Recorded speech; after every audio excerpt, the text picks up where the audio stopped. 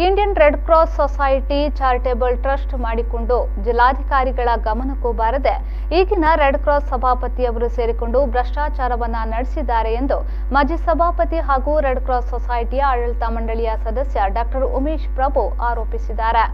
ಈ ಬಗ್ಗೆ ಸುದ್ದಿಗೋಷ್ಠಿಯಲ್ಲಿ ಮಾಹಿತಿ ನೀಡಿದ ಅವರು, ರೆಡ್ ಕ್ರಾಸ್ ನಿಯಮಾವಳಿಯ ಪ್ರಕಾರ ಒಂದು ಸಂಸ್ಥೆ ಇರುವಾಗಲೇ ಇನ್ನೊಂದು ರೆಡ್ ಕ್ರಾಸ್ ಸೊಸೈಟಿ ಟ್ರಸ್ಟ್ ಮಾಡಿರುವುದು ರೆಡ್ ಕ್ರಾಸ್ ಸಂಸ್ಥೆಯ ನಿಯಮಾವಳಿಯ ವಿರುದ್ಧವಾಗಿದೆ. ಮಾತ್ರವಲ್ಲದೆ ನನ್ನನ್ನು ಸೇರಿದಂತೆ ಹಲವರನ್ನ ಟ್ರಸ್ಟಿ ಮಾಡಲಾಗಿದ್ದು, ನಮ್ಮ ಗಮನಕ್ಕೂ ತಾರದೆ ಹೊಸ ಟ್ರಸ್ಟ್ ನಿರ್ಮಾಣ ಮಾಡಿರುವ ಉದ್ದೇಶವಾದರೂ ಏನು, ಅದರ ಅಗತ್ಯ ಆಯಿತಾ ಎಂದು ಪ್ರಶ್ನಿಸಿದ ಅವರು, ಈ ವಿಚಾರ ರೆಡ್ ಕ್ರಾಸ್ ಸಂಸ್ಥೆಯ ಅಧ್ಯಕ್ಷರಾಗಿರುವ ಜಿಲ್ಲಾಧಿಕಾರಿಗಳಿಗೂ ಈ ವಿಚಾರ ತಿಳಿದಿಲ್ಲ ಎಂಬುದೇ ಆತಂಕದ ವಿಷಯವಾಗಿದೆ.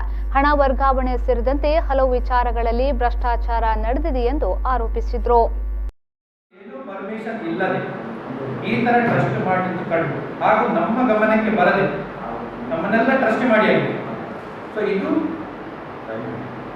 ಈ ಟ್ರಸ್ಟ್ ಇದ್ದಲ್ಲಿ ಎಲ್ಲೂ ಕೂಡ ನಮ್ಮ ಸಿಗ್ನೇಚರ್ ಅಂತ ಇಲ್ಲ, ಅಥವಾ ಈ ಟ್ರಸ್ಟ್ ಆದ ಮೇಲೆ ಒಂದು ಮೀಟಿಂಗ್ ಕೂಡ ಆಗಲಿಲ್ಲ, ನೋಟಿಸ್ ಇಲ್ಲ, ಮೀಟಿಂಗ್ ಆಗಲಿಲ್ಲ.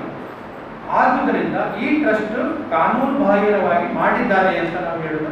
ಅದು ನಾವು ಈಗಾಗಲೇ ಜಿಲ್ಲಾಧಿಕಾರಿಯವರಿಗೂ ಕೂಡ ದಿನಾಂಕ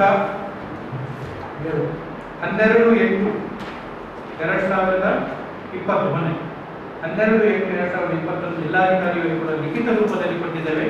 ಅದನ್ನು ಕೂಡ ನಾವು ಕರ್ನಾಟಕ ರಾಜ್ಯ ಶಾಖೆಗೂ ಕೂಡ ಕಳಿಸಿಕೊಟ್ಟಿದ್ದೇವೆ. ಅವರು ತಕ್ಕದಾದ ಅದಕ್ಕೆ ಸರಿಯಾದ ನಿರ್ಣಯವನ್ನು ತೆಗೆದುಕೊಳ್ಳುತ್ತಾರೆ ಅಂತ ಹೇಳಿದ್ದಾರೆ.